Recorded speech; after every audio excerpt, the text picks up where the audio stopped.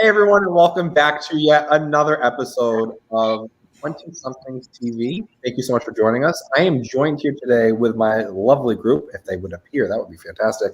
I'm here with Chris, Nate, Jenna, Natalie, and our special guest, former 20Somethings host way back in the day, Amelia.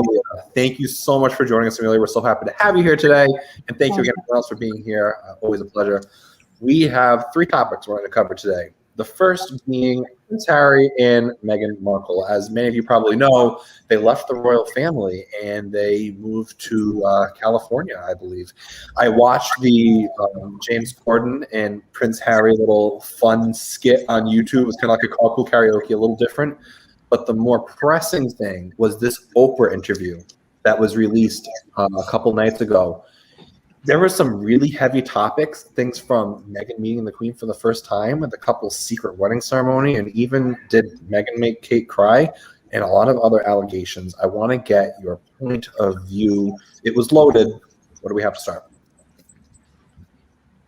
Personally, go ahead, Amelia. No, I was just going to say is I think, it shed a lot of unfortunate light into a lot of prevalent issues that we've already seen this year, right? Like race is a big one. The fact that Meghan said she was approached about what color her skin her baby would have before he was even born. That's horrifying and heartbreaking all in one. It's sad to see. There was a lot of people talking about, whether or not Meghan was truthful when she said she was feeling suicidal. And I think that's horrible too, because I saw some posts on the internet saying, Meghan will probably never see your post about that you don't believe she's suicidal, but your friends who are going through something will, and they'll never, come to you and trust you. There's so many heavy topics here. What did you guys what stuck out for you? One of the things that I found interesting about it was how the British media reacted to it. They seemed really panicked and not sure what to do next. Probably because they know that the accusations are true. So it seems like that's a really tough spot for them to be in. Yeah. I wonder if there'll be a follow-up. I wonder if there'll be any official statements from the royal family. I believe they released something today. I haven't read it, I'll be completely honest, but I believe that the royal family did release a statement today. Today? Oh, I didn't see that. Yeah, I'll look into that right now. But before I look up that, I want to say the one thing that really stood out to me that was shocking, especially, again, in this day and age when we're so concerned about topics like mental health. In the interview, Meghan said, quote, about feeling depressed and suicidal. She said, "I've never felt this way before, and I need to go somewhere to get help." And then she said that she was told that she could not get help because that would not be good for the institution and the image of Buckingham Palace. How terrible is that? I can't believe that the royal family would put that pressure on one of their own to just stay silent, stay hushed, to cover up something that's so relevant today. It's awful. Well, Michael, you said something interesting there. You said, for one of their own, and I think that's the big issue here, right? They're not accepting her as one of their own. They don't like that she's getting so much positive attention. She's, we see a lot of similar parallels with Diana. Kind of what's happening and how she's the outsider, but she's getting a lot of favorable attention, and is that taking away from the born royals? It's gross. It's very weird. The comparisons to Diana is interesting because I think Harry said during the interview that he did not want the same thing to happen to Meghan, so that's why they just cut the cord. Let's leave now and let's not have this become bigger than it needs to be. So what the statement, part of the statement, I'll read a little blip of it before we move on.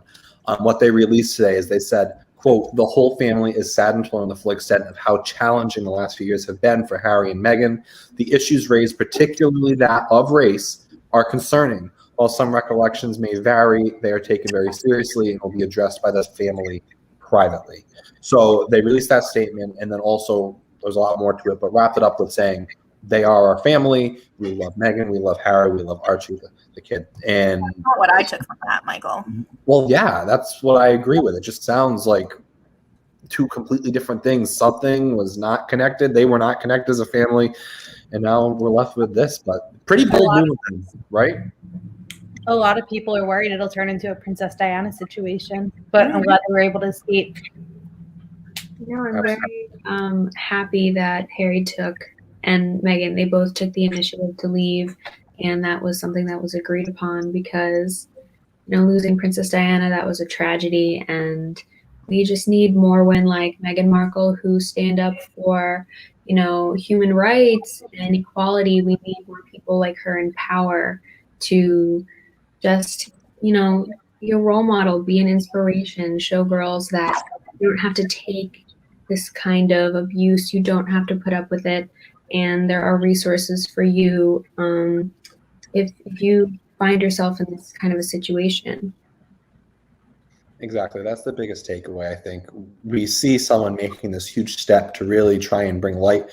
And, true or false, we don't know really for sure, but we want to believe what she says. And it sounds like it's really hindering upon the royal family's mental health. And I think that's something that we should be recognizing and something we should be focusing on. And maybe, we're not in the same country, but they are people and we are people and we need to be there for our people. I think that's the biggest takeaway.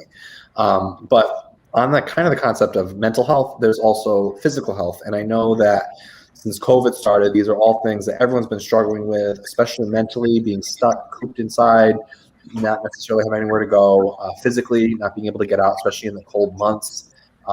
Let's talk about that specific with college kids' health mentally and physically during COVID. I know that there's a lot of resources available for all college students. Luckily, like URI has a huge campus rec community, which I've definitely been taking taking advantage of a lot recently. I've been going to the gym every day, going to spin classes, which we're honestly really fortunate that they're still available and still open, especially with COVID.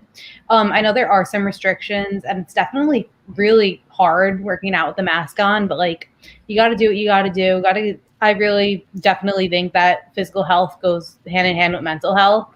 I just think it's something that more people need to be aware of, just that these resources are available to you. And you don't have to do something as intense as going for a 10-mile run on the treadmill, but just there's yoga classes, there's high intensity ones, low intensity ones, just so important to work your body and your mind. Yeah, I try to go to the gym at least 2 or 3 times per week is the good amount that I think people should do in order to feel good afterwards. Yeah. And with that, I think there's also the idea of food and college students. Yeah, the dining hall is available for those who live on campus, but what about those who live off campus? Personally, me, and it seems like a lot of us, it's kind of, we all live off campus. It's kind of hard to have to go to the grocery store every week, budget your money, then budget time to be able to make food and try to eat healthy at the same time. Do you think it would be easier if there was a dining hall available to off-campus kids? I'm not sure. I don't necessarily feel like that would make it easier, because a dining hall available to off-campus kids, you'd still have to make the effort to go and to get your food. And also, from what I've heard, don't quote me on this, dining hall food, especially this year, not so hot. I know a lot of people that are opting to just not even eat the dining hall food and would rather order out or DoorDash and get something delivered because it sucks. It's really hit or miss. Sometimes they'll have really good stuff, and sometimes they'll have something called garden lasagna, which is it's just cheese, and then you go in there, it's just a bunch of vegetables, and it's the most awful thing I've ever tried. Yeah. A lot of people have been struggling with this. One of my friends and I earlier today, actually, we decided to get a little risky and whip out the scale, see where we stand. And we stood on the scale separately, not together. Bad. I stood on the scale, and I have to say I did gain a little weight, not a lot, but a little bit more than I wanted to. And then my friend stood on the scale, and we're like, no, that can't be right. That's not possible. So then we went to the extreme of actually getting a physical weight and putting it on the scale to see how accurate the scale was. Scale was accurate, and it was bad. It was nasty. And then the unfortunate thing is, your physical health can really whack your mental health as well, because we looked at that number and we went, oh shit. I think it's important to remember that the scale is not a representation of who you are. Numbers fluctuate. Apparently your scale doesn't lie, but your mental health is definitely more important than your physical health. And if looking at that scale and getting upset about the number is going to alter your mental health, then throw the scale in the garbage. I agree. I gave my friend I gave my friend a big hug and I said, we're in this together. We can work on this. And, you know, it's about being motivational. And when the weather gets nicer, I really believe a lot of people will have more of an outlet to get outside. Because, you know, going to the gym with a mask on is not for everyone. I know some people who even like, you know, I've gone to work throughout all of this and I got used to wearing a mask all the time. But someone like my mom, she hasn't been out. She goes out to like the grocery store. She's like, oh my God, I can't wait to take this mask off. It's just different. People got to adjust. And if it's not for you, it's not for you. So that's the end of the scale story. I think the weather getting nicer will definitely positively affect a lot of people's physical health as well as their mental health, like, you know, seasonal depression, all that sad stuff. I'm really looking forward to the weather getting nicer. Today was like a little like tease of it, but this coming week is supposed to be gorgeous out, and I hope everyone goes out and takes advantage of that. We got that little tease of spring this week, and I think that's what we needed, especially kind of lift our spirits up, give us a little bit of positivity. I know you love my segues. Speaking of spring, speaking of spring, obviously URI kind of just got rid of spring break. They didn't want it, mainly because they didn't want kids traveling, coming back, potentially going somewhere where the COVID positivity rate is high, catching it, bring it back, infecting the campus. So they just got rid of it completely, which I agree with personally. But there are still some states that are opening up right now. There's some colleges that are allowing spring breaks. And I'm curious to hear what you guys think, and if you know anyone who goes to different schools or even people who go to URI and how they're handling their spring break if they have one. I know people who go to URI who are clearly in the same situation as us. They don't have a spring break, but they're taking a spring break. They're peacing out, hopping on a flight and going somewhere warm, which I do understand the whole like appeal of you're young, it's college, you're never going to have this time to go have fun with your friends again. But do you want to risk spreading COVID and potentially killing a bunch of people? I think that's really selfish. I think whoever's doing that's extremely selfish. I feel like sorry. Oh, who's on? Nate, go. Okay, sorry. So I think that like sometimes you can click on a Zoom link during class, and then you can like go in virtually, even if a class is going on in person.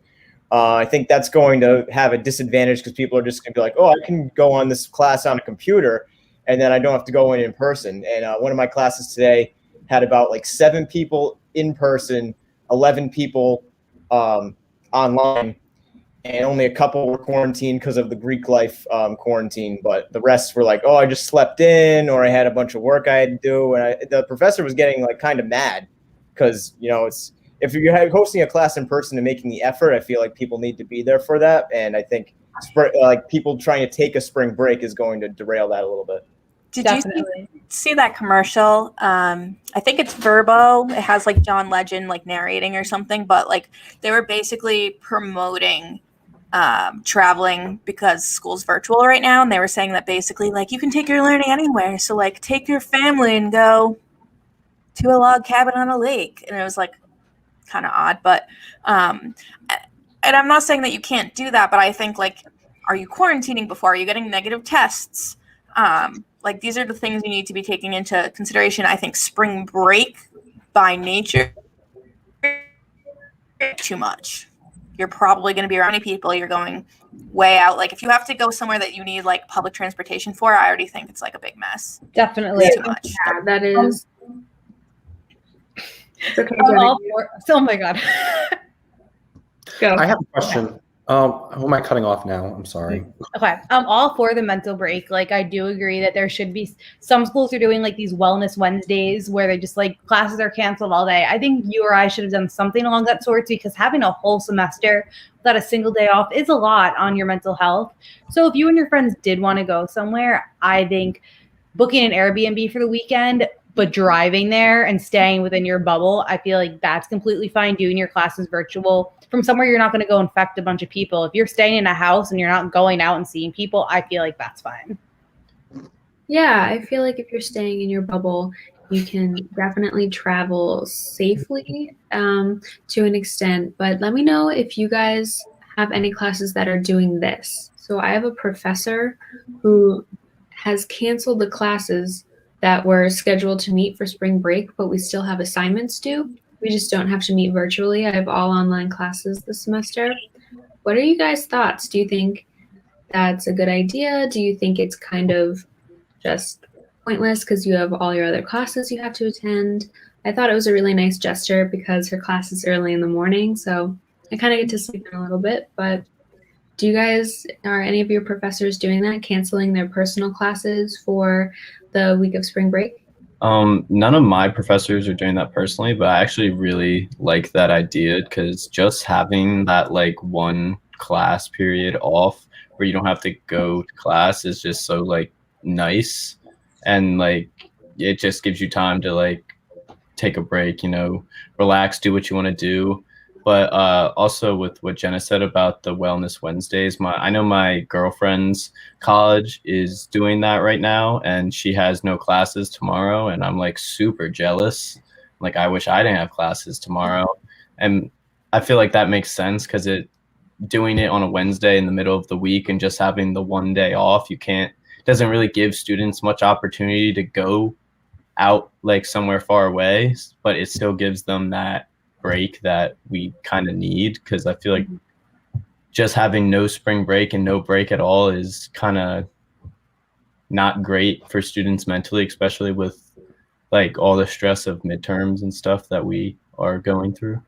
I feel like I'm kind of stuck in a pattern myself. Like I have all my classes asynchronous except for this one. And I just have taken it upon myself to go to work every day and kind of cram all my school in at nights and on the weekends because I have nothing that meets. But having this pattern of waking up, going to work, getting home, doing school, going to sleep, and having no break because I'm, making it work for myself on the weekends too. I admit I am getting very worn down and very tired from it. It's partially my own fault, but I know other people that, are probably working or even not. You could just have school and get stuck in the pattern of doing school, and not having that break can really wear you down as well. So I think that's, I think it is a really nice gesture what your professor's doing, Natalie, and I wouldn't be opposed to that at all myself. Yeah, one of my professors is having an off day next Wednesday. It's usually a Monday, Wednesday, Friday class, and conveniently, it's my only class of the day on Wednesday. So I'll have that day off at least. I think it's really important to remember that burnout is real. Whether you're working, whether it's just school, whether it's whatever's going on. I feel like people think like burnout's like this fake thing that people feel, but it's very real, and that you guys really should acknowledge it, because I think students especially have it the hardest right now. I don't know how I would deal if I was, still in school at a time like this. I can't even imagine. Definitely. I think something that's really kind of sucky is a lot of people, like there's two big holidays coming up, Passover and Easter, and a lot of people look forward to going to see their family, since a lot of people couldn't see them for those holidays last year.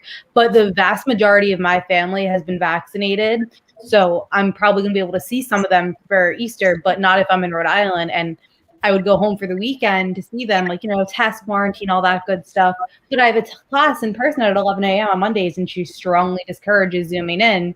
And I don't really want to upset her and do that. So I feel like if they gave a day or two off during those holiday time periods, because they fall within each other, I feel like that would be really good for a lot of people's mental health, and just in general, because a lot of people are probably just not going to show up to classes those days anyway. Yeah, especially because there aren't a lot of holidays in the spring. Like in the fall, there's like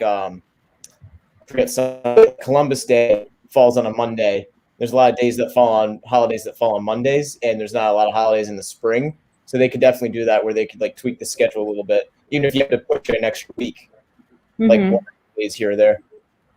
People are definitely starting to get antsy. I mean, we hit like the 1 year mark. We've been there, and yes, there are people like us who maybe are going to class, going to work, but there are still people that have not gone back to their normal lives yet, and they're really, really struggling with that.